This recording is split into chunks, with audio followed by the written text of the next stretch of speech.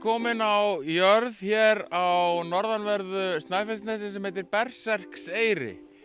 Hér svona skemmtilegt dæmi það hvernig við getum unnið með landeigendum sem eru með hluta af ræktartúnum í notkun og svo ákveðið svæði sem úthagi sem hefur ekki verið í rækt og ekki notað af landeigandanum. Þau báðu okkur að skoða með sér hvar tækifærin lægju og hér á Berserkseyri einhvers staðar á bilinu 30 pluss mínus hektarar sem við endurheimtum núna í lok sumars 2022 með verktaka hér á Snæfellsnesi sem annálaður fyrir vönduð vinnubrögð og eins og annað sem við vinnum undirbúið í samstarfi og mælt í samstarfi við Landgræðsluna,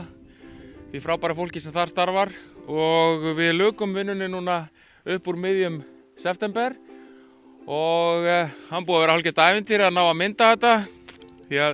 til þess að ná vel utan af þetta þá þarf maður nú helst að taka loftmyndir úr drónum. Og þegar við komum hér fyrst þá var svo mikið hífandi rok að það var ekki hægt að setja drónunum á loft, og svo hérna í byrjun september þá gerðum við okkur ferðingað, eða svona miðjan september þá gerðum við okkur ferðingað, þá var svo ofboðslega mikil sjávarþoka, þoka af Breiðafirðinum að við náðum aldrei að mynda neitt, en eru komin núna hérna í byrjun október og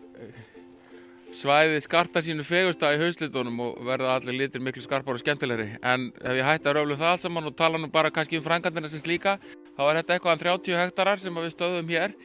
árið 2022. Það þýða